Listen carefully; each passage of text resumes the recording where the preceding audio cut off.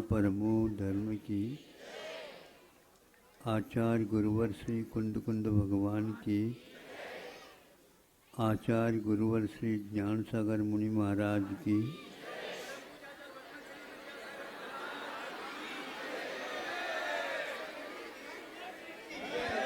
नमोस्तु गुरुदेव। आज धनतेरस तिथि है। एक दिन छोड़ करके निर्वाण कल्याण को प्राप्त होने वाले वीर भगवान आज इस तिथि को मनाने का क्या कारण है?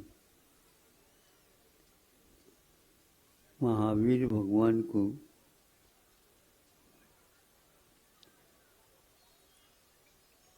पहचानने वाले आज यह इंद्रभूति के नाम से थे और गौतम स्वामी बनने वाले। उन्हें कल नहीं परसों यदि निर्वाण होना है शाम को जब कभी भी, तो ये आज ही एक प्रकार से उपवास का योग पा जाते हैं और कल नहीं परसों शाम को दीपावली मनाया जाता है। वो किसके लिए मनाया जाता? तो आचार्य कहते हैं सुबह निर्वाण हो जाए और शाम को जिन्हें केवल ज्ञान की ज्योति प्राप्त हो जाए।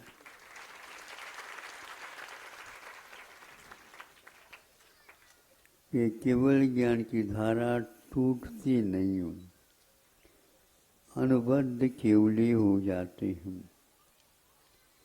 इसलिए दीपावली से ही पूछा जाए तो शाम को दीपों की मालिका से जिनकी आरती उतारी जाती है ऐसे गौतम स्वामी हैं। आज उन्होंने धारणा कर ली और उनकी अब अंतिम पालना होगी ही नहीं और उन्हें केवल ज्ञान का लाभ होगा। ऐसा यद्यपि हमने कहीं पढ़ा नहीं, किंतु यह युक्ति और तिथि इत्यादि के माध्यम से सिद्ध हो जाता। गिरि से गिरती सरिता पहली पतली पतली सी चलती, किंतु अंत में रूप बदलती सागर में जा ढलती है।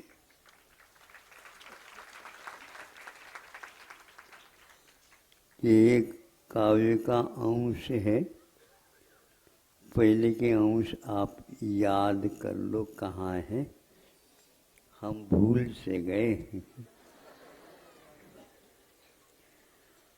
हमें विस्मरण होता चला जाए, हमें स्मृति की आवश्यकता नहीं प्रभु, किंतु आप जैसे बनने की आवश्यकता है। और केवल ज्ञान होने के उपरांत कविता का पाठ नहीं होता, किंतु अपनी आत्मा का पाठ ही अपनी आत्मा में ही लीन होने का सौभाग्य प्राप्त होता है।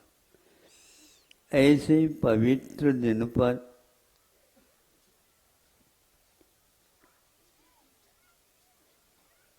तो 2.5 वर्ष पूर्व में इसी पवित्र धरती पर यहाँ प्रतिभा चली हुई है। यहाँ पूर्णाय की स्थापना भी हो रही है, शिलान्यास हो रहा है। यहाँ और भी बहुत कुछ है, लेकिन इस स्थान को एक बार दयोदय नाम के तीर्थ के नाम से यह प्रसिद्धि प्राप्त है।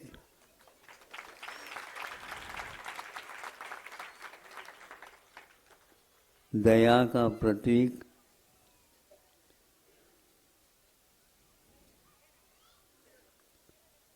जिसका संकल्प ऐसा है, जो माँ रो रही हो, अब मेरा ये पुत्र, इसका पालन पोषण कौन करेगा, इसको बड़ा कौन बनाएगा, इसके लिए दूध की आवश्यकता है। यदि दूध नहीं मिलेगा तो क्या होगा? रोटी खा लेगा। रोटी तो अभी खाने योग्य नहीं, क्या करेगा? तो आंगन में बंधी हुई गैया कहती है, रंभा बोलते हुए, चिंता न करो, मैं जब तक रहूंगी तब तक तुम्हारे लाला को अवश्य ही दूध की पूर्ति होती रहेगी। ऐसे इस स्थान में हजारों गायों का संरक्षण हुआ। इस समाज ने अपने लिए नहीं, किंतु उन पशुओं के लिए आवश्यक सामग्री स्वयं अपनी क्षमता के अनुसार दी, किंतु उसको देख करके हजारों दानदाताओं ने इसके लिए अपना तरफ से सहयोग दे दिया है।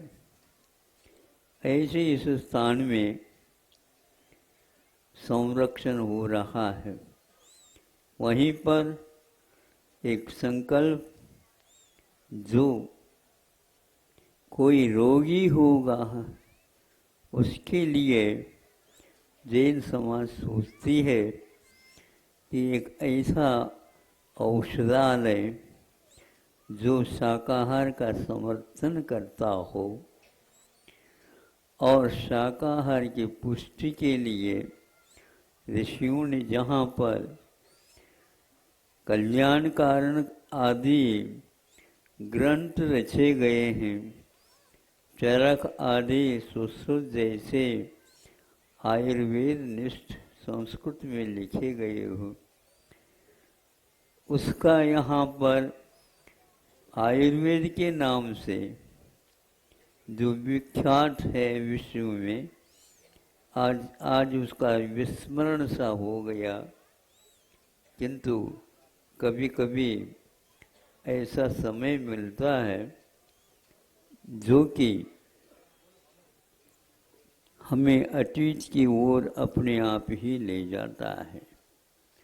हमारा अतीत स्वर्णिम था, इसमें कोई संदेह नहीं, लेकिन हमारा अतीत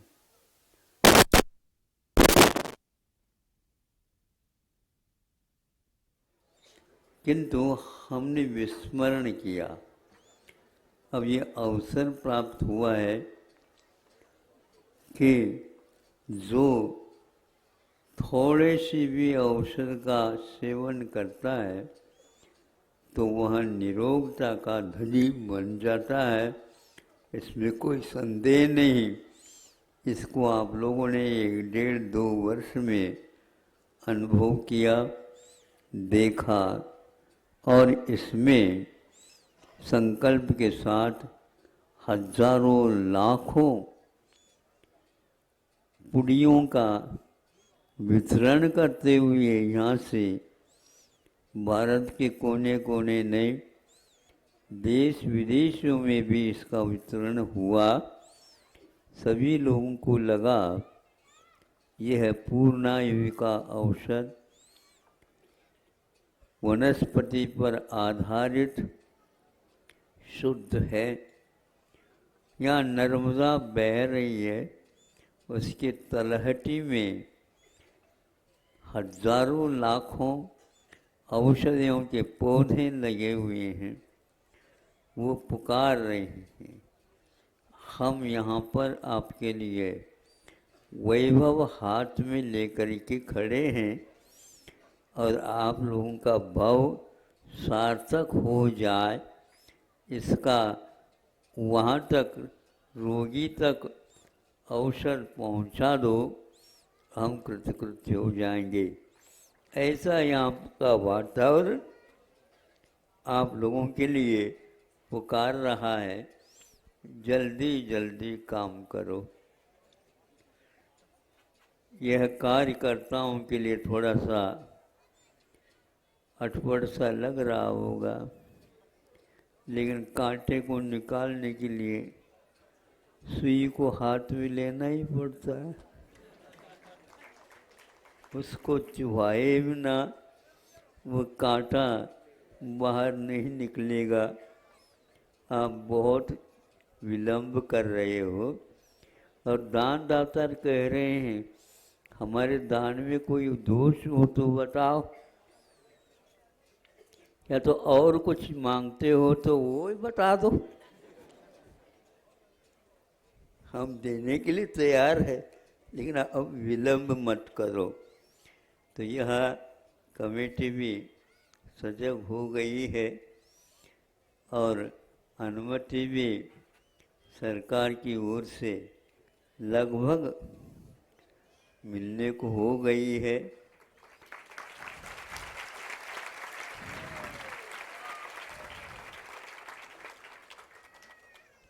हमने सोचा था अब चातुर्मास समापन पर है, लेकिन जो होना आवश्यक था अभी तक हुआ नहीं। होगा क्या नहीं होगा ये सोच था, तो इस सोच के कारण ही मानो यहाँ की जनता ने महाराज हम आपसे भी पहले जल्दी चाहते हैं, लेकिन ऐसा जब तक मुहूर्त नहीं मिलता, हमारे सामने आता नहीं, तो हम कैसे कर सकते हैं। यह धनतेरस है। लक्ष्मी दिन में नहीं, शाम को आपके घर में प्रविष्ट हो जाती है और कहती है कि हम आपके जो आवश्यक है उसकी पूर्ति करें और हम अपने जीवन को सार्थक बनाएं। आप लक्ष्मी की पूजा नहीं, किंतु लक्ष्मी का सदुपयोग करके भवरोग से यदि दूर होना चाहते हो तो मुक्त कंठ से और मुक्त हस्त से अब उसकी प्रशंसा करिए और उसका वितरण कर लीजिए।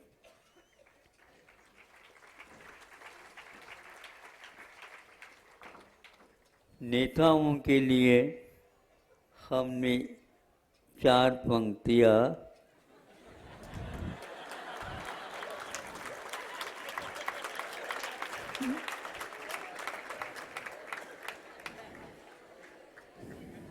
महाराज जी ने कहा तो हमें भी 4 पंक्तियाँ याद आ गई।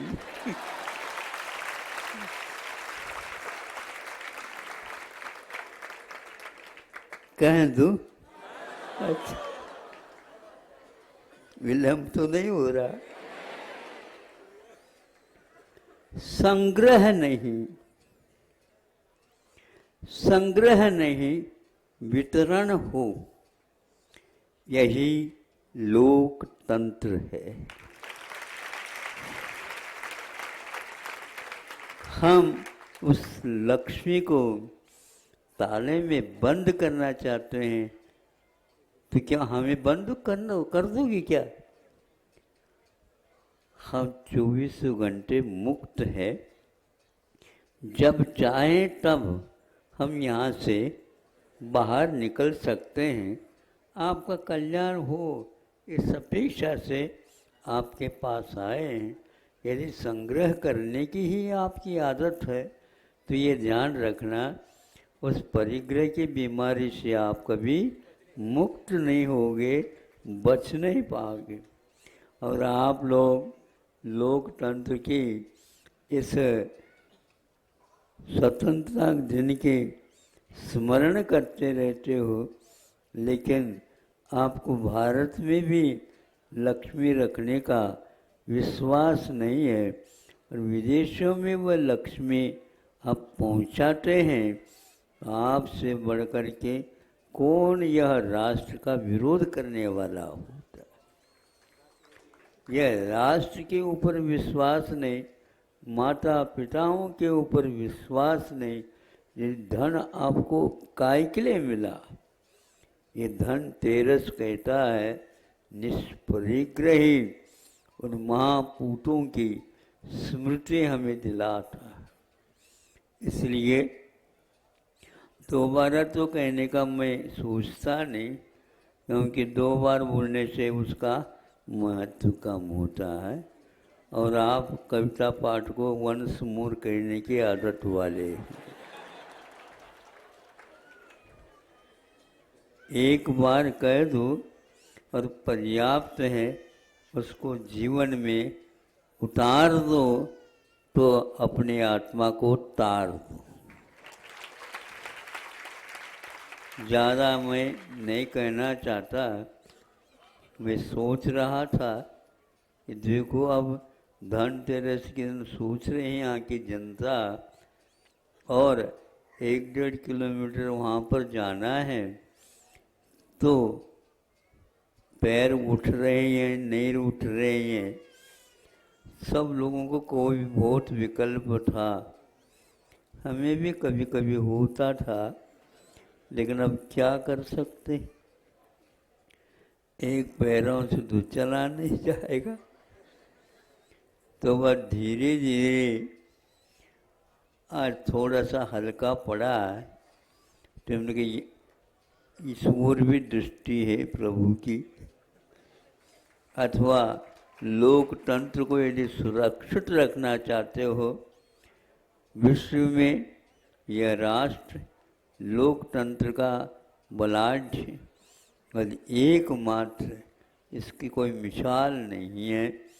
ऐसा है, आबादी की अपेक्षा से चीन आदि और भी देश हैं, लेकिन यहाँ पर आबादी भी और स्वतंत्रता का यह बिगुल बजाने वाला राष्ट्र, लोकतंत्र की उपासना करने वाला, वह कहता है मैं एकमात्र निरोग बनूं, यह मुझे इष्ट नहीं है, किंतु सारे के सारे प्राणी निरोग हो और रोग से रहित प्रभु की वो उपासना करना चाहता है। यह लोकतंत्र का सिद्धांत आपके जीवन में, आपके अंग उपांग में, आपके स्मृति पटल पर हमेशा अंकित रहे। ये प्रभु महावीर का सिद्धांत था निष्परिग्रह। परिग्रह को उन्होंने मूर्छा का एक नामकरण दिया है। मूर्छा उसी को होती है जो संग्रह करता है। यह संग्रह नहीं, किंतु यह एक प्रकार से वितरण हो, इस प्रकार के सिद्धांत को चलाने वाले या उपदिष्ट करने वाले वीर प्रभु को कल नहीं परसों, वैसे 14 के रात को ही हो जाती है, लेकिन उस समय आप उठे हुए नहीं रहते हैं, इसलिए उनकी पूजन दिन में कर ली जाती है। देव लोग आकर के करके चले जाते हैं। इसी प्रकार 4 मास के लिए हम भी आए थे, यहाँ रुके हैं और जाने की भी तैयारियां हैं। अब कहाँ किस ओर हम कह नहीं सकते। अभी हमने देखा चलने योग्य पैर हुए क्या नहीं, देख तो लो। धीरे धीरे। अच्छा, अभी रेस्ट चाहिए। अच्छा, उल्टी माला न फेरी हो। 4 महीने से ले बरसों से अन्यत्र भी प्रतीक्षा हो रही होगी, नहीं समझे। यहाँ भले ही वियोग जैसा लगे, लेकिन वहाँ पर आरती सजी हुई है।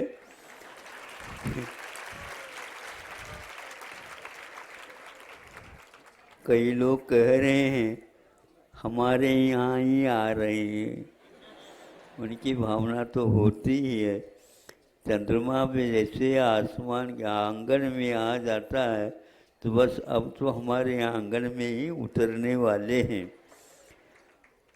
किंतु अब नहीं कर सकते ऐसा, लेकिन उन्होंने सोचा सब जगह मैं जाऊं, इसमें कोई संदेह नहीं। मैं अकेला हूं, किंतु सबके आंगनों में चांदनी भेज सकता हूं।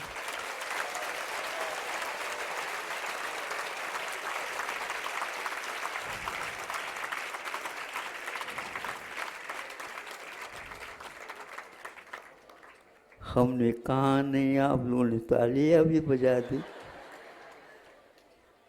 तो वह निश्चित है सब लोग चाहते हैं, हम भी चाहते हैं, लेकिन चाहने से कोई काम नहीं होता। वैसे ही जबलपुर के लिए यहाँ पर कितने चातुर्मास हुई हमें याद नहीं है, और आपको याद करना ही नहीं, घर के महाराज है। इसलिए हम भी चाहते हैं किसी के घर के नहीं, विश्व के हम बन जाएं। ओम नमः शिवाय।